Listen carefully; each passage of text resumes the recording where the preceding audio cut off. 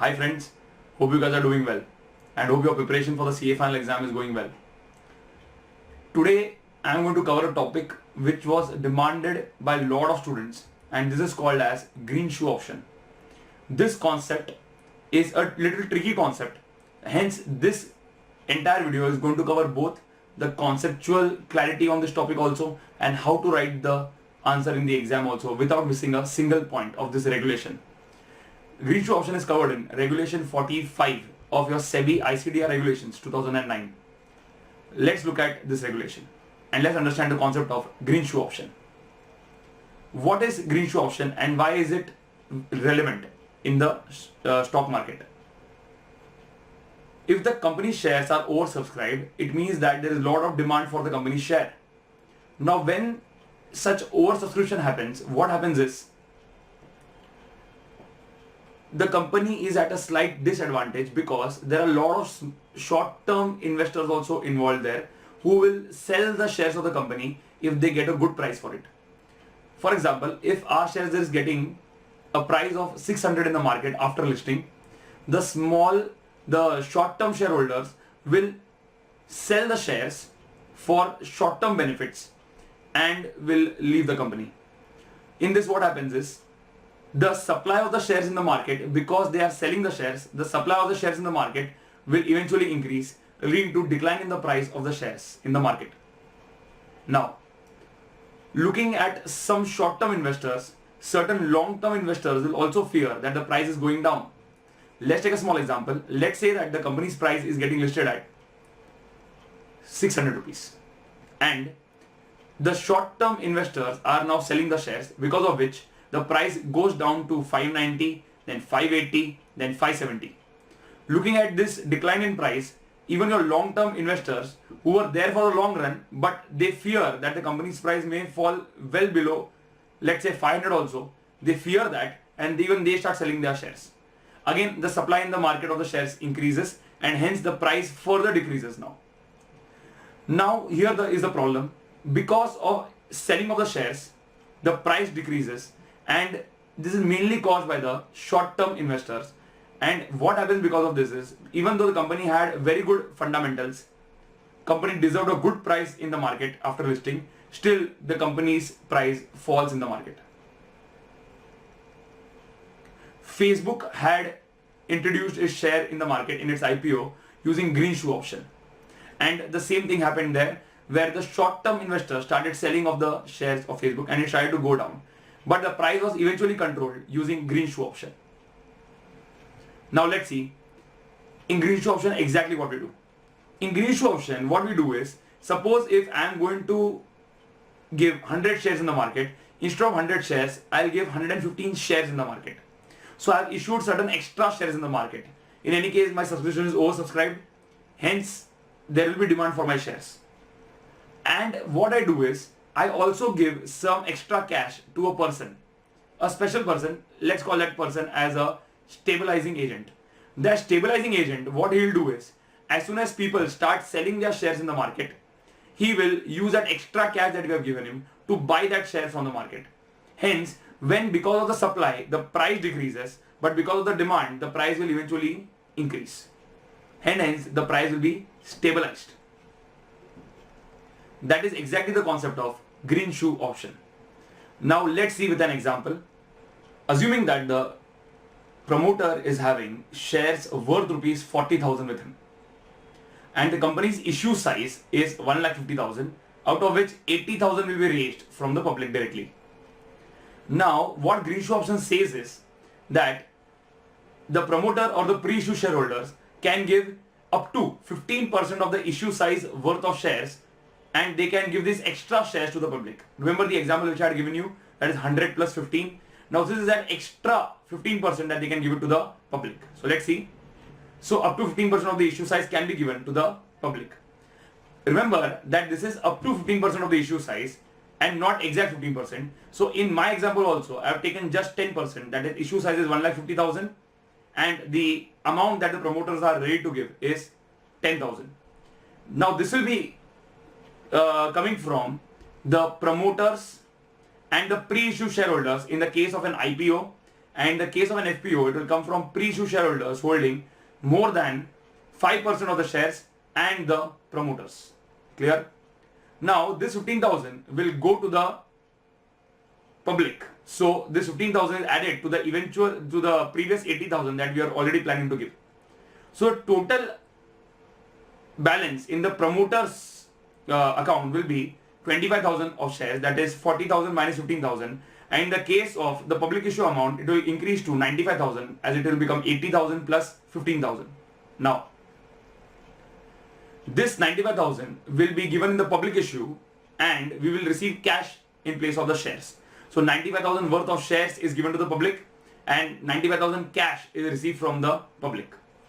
Now out of this 95,000, you should understand that 80,000 was already a part of your public issue. So 80,000 will have to be returned back to the company. So 80,000 will be part of your normal public issue. So it will go back to the company.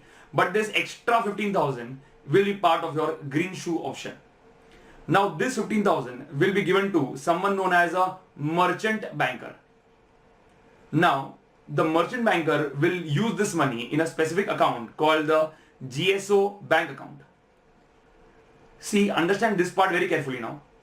We have extra 15,000 cash, hence GSO bank account will be positive. However, you should understand that we have to give 15,000 worth of shares to the promoter again. And hence, we will open a demat account known as the GSO demat account or a special account with a depository. It can be called as in any way. A special account with a depository will be opened and which will have negative 15,000 because we have to return this 15,000 to the promoter. Now, what will the merchant banker do? Merchant banker will determine the relevant aspects including the timing, quantity and the price in relation to the securities. When should the shares be purchased, that is the timing, what should be the quantity of purchase and at what price should it be purchased. I hope it is clear. On your top right corner, you can see a rectangular box that represents the market. Now in the market, assuming that the price is 600 and eventually when the shares get listed, your short-term investors will start selling the shares, which will lead to greater supply of shares in the market, which will lead to eventual decline in the price. Hence, because of which the price of the shares will drop to 570. Looking at this, your long-term investors, some of the long-term investors will fear and they will also start selling their shares, leading to eventually reducing the price to 540. Now suppose the merchant banker had decided that okay, whatever happens, the price of the shares should not fall below 540. So 540 becomes his limit.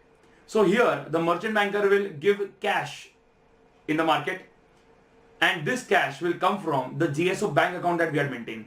So in the bank account there will be negative 8,000 now. And in place of this cash, he will receive securities from the market in relation to our company's share.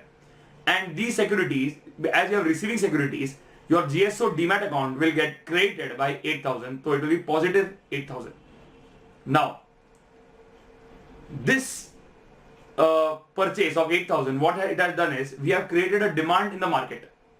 Because of the demand, let's assume that the price is now stabilized because there was an eventual supply and the supply had reduced the price, and because of this demand, we are now stabilizing the price. Let's say that the price is stabilized at rupees 560. And now what will happen is, after this 560, the price can again come down to 540, where again we will again buy the shares of the company. Again the price will go up a little bit, then again it may come down, then we will again buy the shares of the company. This will go on and on. In my example, I have taken just one transaction and assuming that after this transaction, the market stabilized. After that, the price never hit 540. The stabilization period is given as 30 days. So for 30 days, the stabilizing agent can buy the shares from the market just to stabilize the price. After the end of the 30 days period, remember we had received 8,000 worth of shares from the market, which is there in our GSO demat account. This is actually the shares of the promoter. So we'll have to give this shares to the promoter immediately or within 2 working days from the closure of the stabilizing period. Now the balance in the promoter's account is 33,000 and in the GSO demat account is 7,000. Now some students will argue that, sir, the promoter has shares worth rupees 33,000, we have to make it 40,000. Can't we just give the GSO bank account balance of 7,000 directly to him? It will be the same thing. It will be not, because those are shares and this is cash. So the balance of 7,000 we'll have to give it to the company. So GSO bank account balance will go to the issuer. In place of this, the issuer will issue shares worth rupees 7,000 within 5 days after the end of the stabilizing period. Now these shares will go to the merchant banker, and the merchant banker will eventually get it credited in the GSO bank account, GSO demat account. It will automatically get credited. And the GSO demat account will get closed because it has started with -15, then +8, then +7. Now, this 7,000 is not our share, it is the share of the promoter. So we'll have to give this shares to the promoter. So he'll get 8,000 in his balance, 7,000 in his balance. So eventually, he had given us 15,000 and we have returned, so he had given us 15,000 worth of shares, and we have also given him 15,000 worth of shares back in the form of 8,000 and then 7,000. Now, the company has issued new shares. So understand this part. We'll have to list these shares with the stock exchange as well. So the last point becomes listing application of additional shares to all recognized stock exchange where the shares of the company are listed. So for this to get done, what all should we do? We have to pass an ordinary resolution in the general meeting to allot specified securities after the stabilizing period. Remember the 7,000 worth of securities that we had given? For that we have to pass an ordinary resolution. Next is, a merchant banker is appointed as the stabilizing agent. Third, the merchant banker or the stabilizing agent will enter into an agreement with the issuer because it is the securities of the issuer. Second, agreement between the stabilizing agent and the pre-issue shareholder or the promoter will have to be undertaken. That up to 15% of the issue size can be given by the promoter or the pre-issue shareholder to the merchant banker or the stabilizing agent.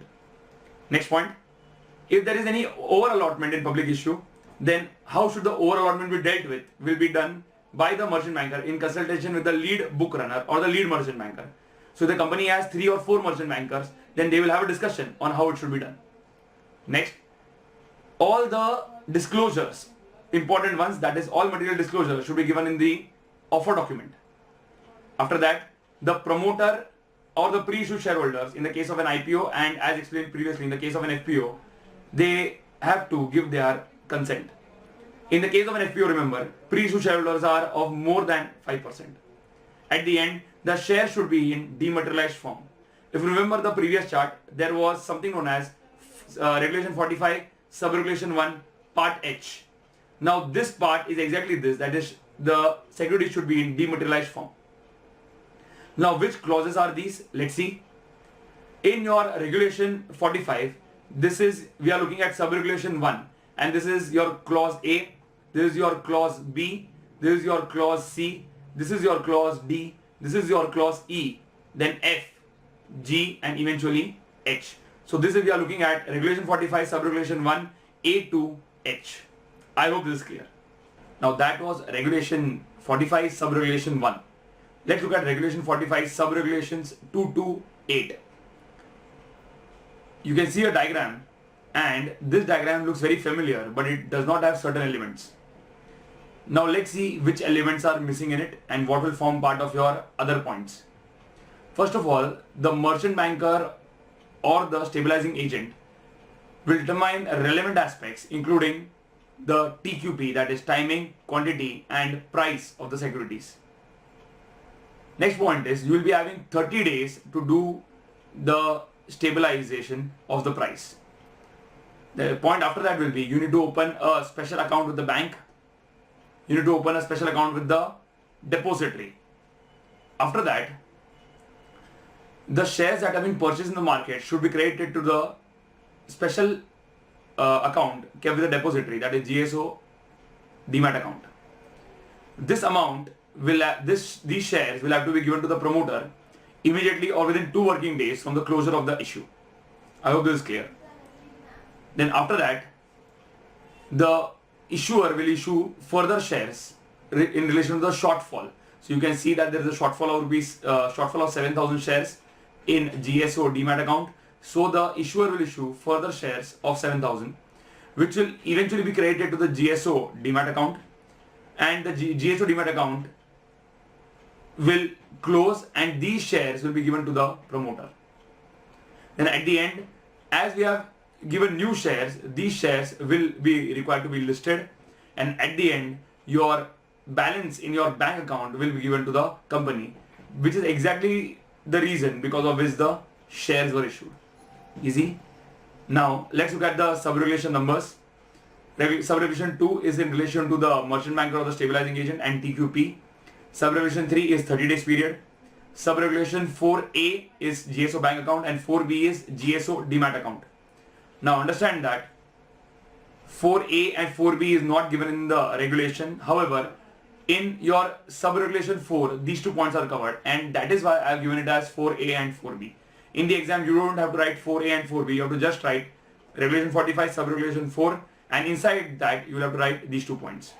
Now, next part is the shares that are created, the shares that we have purchased in the market will have to be credited to the GSO demat account, and it will be given to the promoter immediately or within 2 working days from the end of the or closure of the stabilization period.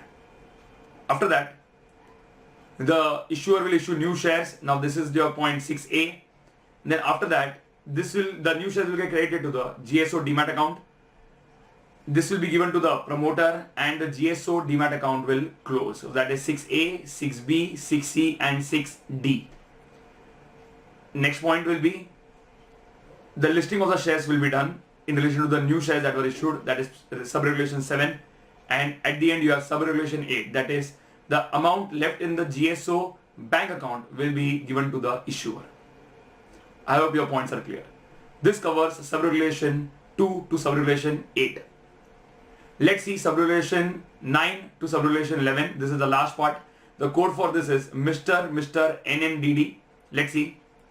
Any money left in the special bank account after deducting expenses shall be transferred to IPEF maintained by SEBI. Now, any money left means any expenses that had happened from the general fund. That is, there is also another money that will be giving to the stabilizing agent to conduct the administration of the stabilization during the stabilization period in relation to the stabilization of the price of the company. In relation to that, if any expenses are incurred and any balance is left in the account, that balance will be transferred to IPEF registered with SEBI. Next, the stabilizing agent shall report to 2 parties, that is to the stock exchange on daily basis and to the Securities and Exchange Board of India at the end of the stabilization period.